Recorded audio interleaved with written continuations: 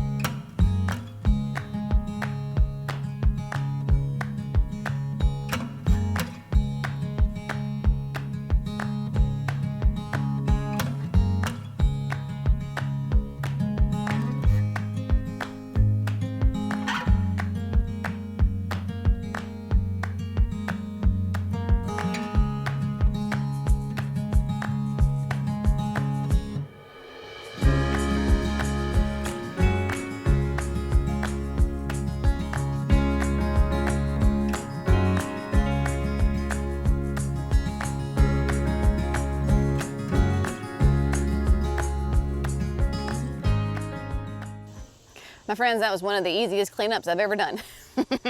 It helps when the plants are essentially dead, right? They just rolled up like a beautiful carpet. Got them in the back of Johnny over there, nice and full, so I can take them off and go throw them in our composting pile that we have. But taking out things that look sad, tired, dead, makes the rest of the bed look so fantastic, because if you didn't know that I had had petunias planted in certain areas, you would think that this garden is absolutely gorgeous, which it is, right? I mean, this is such a fun garden. I would love to say, there's a hummingbird. I don't know if she'll come back. I would love to say that I intended for this garden to be a pollinator attractor, a hummingbird attractor, but really I didn't. I just went for the flowers and the bold color, and guess what? A lot of times when you have the colors, so there's a hummingbird on the butterfly bush and the rock and deep purple salvia. Not sure if the camera's picking her up, but she is having a lovely feast. But when you choose those colors, those big bold colors in the full sun, those constant flowers that just continue throughout the season, right, of spring, summer, into fall, then that's where you get the pollinators. That's where you get your hummingbirds.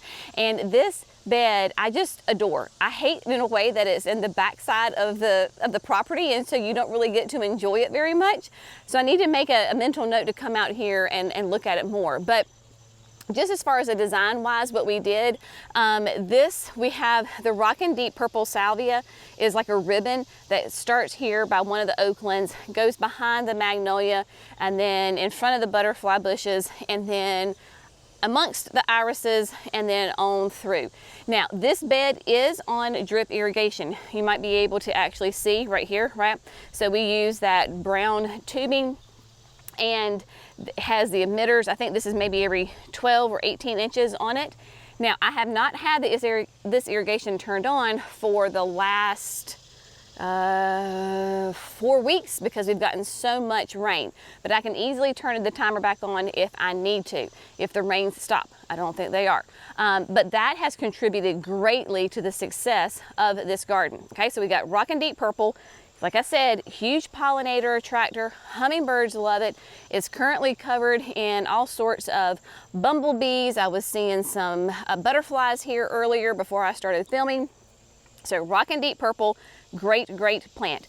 If you want this to be a perennial, if you're in those warmer zones like I am and further below, just let the freeze kill it, and then just cut off the old dead foliage and leave it. A lot of times I have had the rockin' series of salvias come back, especially the deep purple. So if you want it to be a perennial, just cut it back once the freeze gets it and see what happens. So we have that. Now, they're not blooming, but I don't care because they add such a fun interest. I have got 5 clumps of the eyeliner iris. This is new from Walter's Gardens this year. They sent it out to me to test, and I'm gonna give you all of the details on it because I am not an iris person. It did bloom this year and it was beautiful. It's like a big creamy white, almost like an iridescent white, and then the throat has like yellow with a little bit of a purple eyeliner on it. So they did bloom. I got a couple of blooms off them for the first year, but you can tell that these are some happy irises. And I love just that architectural interest that they bring to the flower bed. Now, I'm going to go ahead and just give you some details on this. So it is a robust and vigorous interspecific iris. It is a hybrid of, I'm just going to go ahead and put those names up there for you because I will butcher it, but it's a hybrid of those two, but it keeps the size and intensity of each parent, but because it's interspecific, it's sterile and it's more contained in the garden with gorgeous flowers, colors, and patterns. So eyeliner, be looking for that next year in your garden center. So we have that. Then we have the buddleias, the butterfly bushes, right? So we have a new one again from Walter's Gardens. This is Cherry Royale, and this is part of their Monarch series. And Cherry Royale, obviously beautiful, nice, gorgeous flowers, right? Look at that, so lovely. I mean, how can you not love this plant? Now, there are multiples in here. I clumped them together, so we've got a nice smorgasbord compact planting of the Cherry Royale. These are gonna be like 4.5 by 4.5. So typical buddleia, right? full sun. It's no fuss plant. I have not pruned it. I haven't deadheaded it. I've just left it alone, and it clearly is a very, very happy plant. I love that bright cherry color, there you go, on that. So that is gorgeous. And then let's talk about, we'll start back here. So back here in the back, we have, this is the Suncredible sunflower. Remember when I planted this, I said maybe there would be like a pathway, you know, through here? Well, you can see what happened to my pathway. It got swallowed up, which I'm perfectly fine with, and I figured that would happen. But the Suncredible sunflower is that reblooming, continuous blooming sunflower from our friends at Proven Winners. I did, in the very, very beginning, deadhead it a good bit, try to help that branching, but you can see that I haven't deadheaded it very recently. There's a sweet little butterfly on that bloom. These make great cut flowers. You can cut them, bring them in the house, make a little vase out of them. All the pollinators love this plant. It is an annual. It is sterile. It's not going to produce seeds. It does produce like the pollen and the nectar, which is why the pollinators love it, but it's not going to produce seeds. And it is sterile, but it lasts all season long. Gorgeous. And then one of my favorite grasses, but you got to have room for it, Vertigo. So Vertigo, there's 3 of them. One's hidden behind the Suncredible. So we have 1, 2, and then we have the 3rd one here. So Vertigo is an annual grass. It is not a perennial. It is one of the largest, if not the largest, purple fountain grass.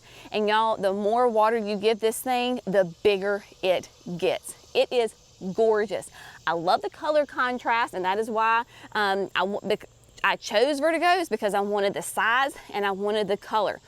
So when you have that color variation against the sunflowers, against the cherry royale, all of that, I mean, even the irises with the kind of, because they're a nice brighter, not quite chartreuse, but they're a very bright green. And then you've got this Vertigo grass. Oh, just fantastic.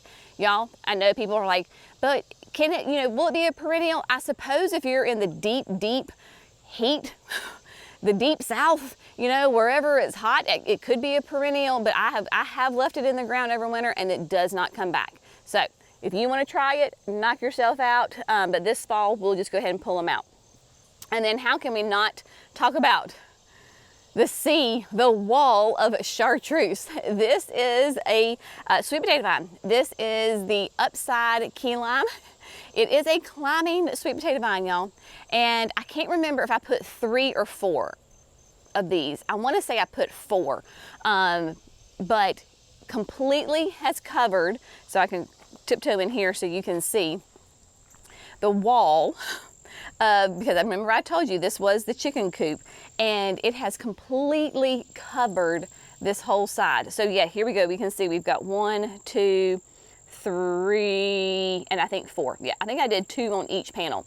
And so yeah, there you go. But when they first came out with the climbing sweet potato vines, I was very doubtful. I was like, a sweet potato vine that can climb? There's no way. Well, they proved me wrong. And so this is a great annual way to cover some sort of structure. And I tell people, it will literally climb anything. If you stand close enough and still long enough, it will climb you. So whatever it is that you want it to climb, it will do it. It will, I mean, obviously it's a sweet potato vine, so you can cut it back as much as you want to. But I did leave this little batch right here because I thought, oh, it'd be fun. Let it just kind of come on out and trail. It's not rooted. This is not rooted right here. But if it wants to go ahead and come out, it certainly can. It's already starting to attach itself to Vertigo right there, which is fine. Not a problem. But this whole entire bed, could not be happier with it. Love it. It is just a pop of cheery happiness. I even have the 2 large, those are the metal butterflies. They screw into the wall directly. Our friends at the Rusty Sparrow sent me those. I will put they have an Etsy shop, so I will put their link in the video description. Y'all, I know it sounds crazy, but it's never too early to start thinking about Christmas and Christmas presents. So either for yourself or for the gardener in your life, they have some of the cutest things in their shop. I got inspired. I'll show you what originally started this whole love affair with the rusty sparrow on the other side, but those are really fun. And I like that they're big and they're like, the butterflies are like coming out. It's perfect, love it. And then last year I did have, between the Oakland hollies, I had the Mexican sunflowers planted. And y'all, they will reseed themselves so well. I did have a couple that were growing like right in the magnolia and right in the middle of the salvias. I went ahead and pulled those out just because I want to kind of preserve that. But these two guys are volunteers, and there's even another one right there. That's one. But if you have, if you want to attract those pollinators, the Mexican sunflowers are the way to go. They are so easy. Clearly, you can just direct sow them. When it gets warm in the spring, you can just sprinkle out those seeds. Massive pollinator attractor, big, huge blooms on them. They just bloom and bloom and bloom. This is an older one, so it's kind of, the petals are kind of falling off. But the stems are fun because they almost have like a silky texture to them. But these plants will get large. And a lot of times when you have those storms, if it's not, I think this one's protected because it is right there beside the tree, so it's nice and tall. But if you wanted to stake it up, you certainly could. I mean, I used a tomato cage last year, and that worked beautifully because otherwise they will tend to fall over and snap in big storms. They still grow, but you know, if you want to keep them nice and upright, use a tomato cage. It'll work perfectly. All right, let's tiptoe through. We're going to tiptoe through the garden right here because I want to give you an update on some of these containers right here. And no, I don't normally keep 4 unique stone urns and pedestals right here, but because of the construction of the terrace garden and all of that, we moved them down here. And y'all, these are some happy plants. I missed a weed. Let me get rid of that. You see a weed, you pull a weed. But these are the Sunstar Rose Pentas. I had these, oh my word, there's another one.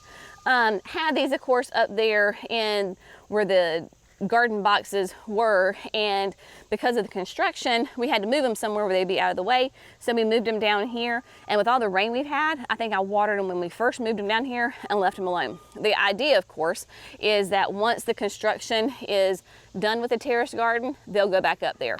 So they're just kind of hanging out right here. It works, right?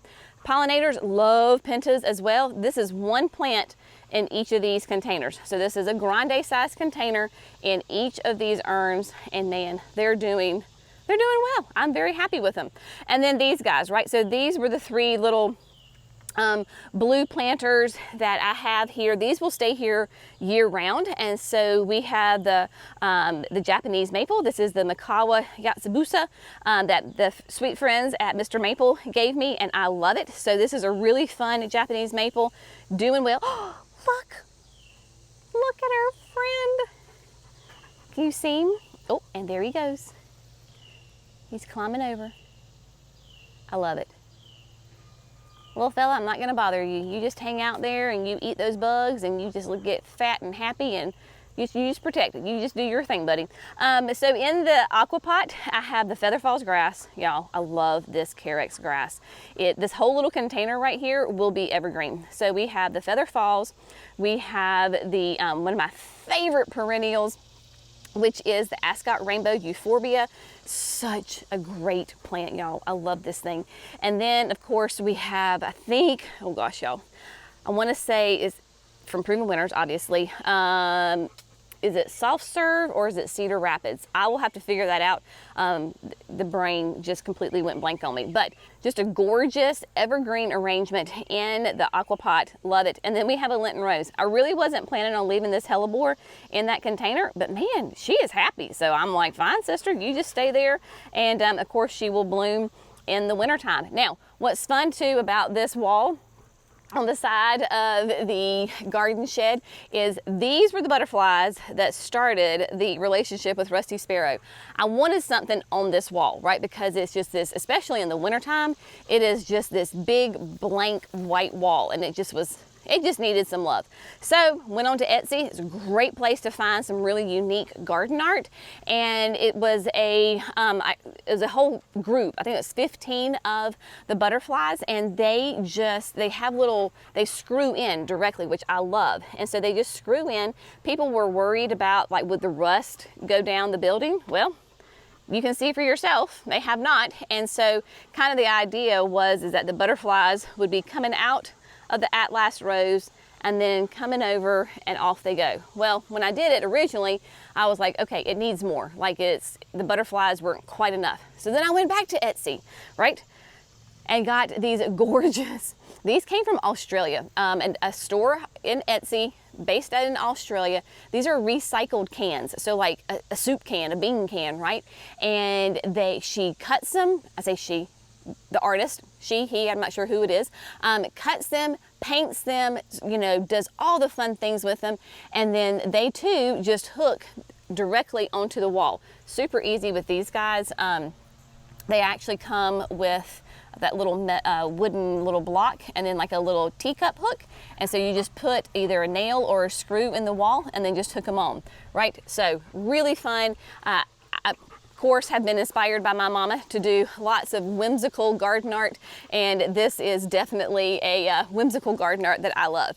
And then last but not least, the mangaves. So I've had some mangaves that our friends at Proven Winners sent us, and I have them here in these 4 pots. So the blue pots are mangaves, and then these are just some old chick charms that I have.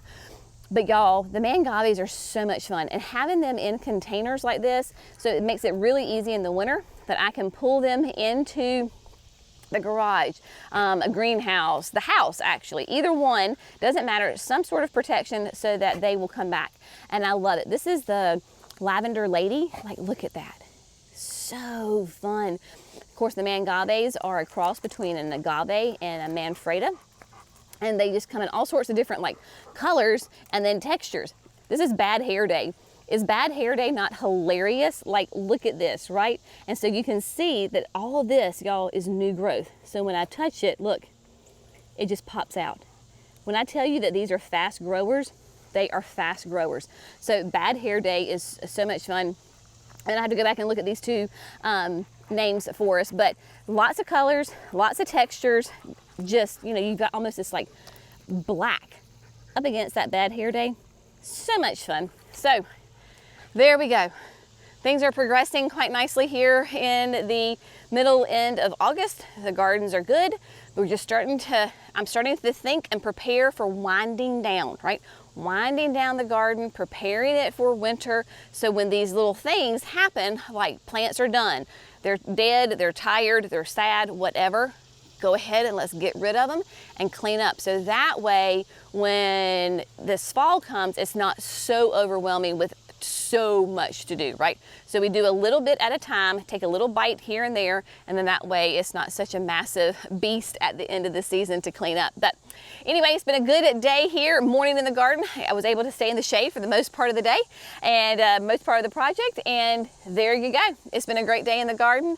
As always, we appreciate you. Y'all have an amazing day. We'll see you in the next video. Bye, friends.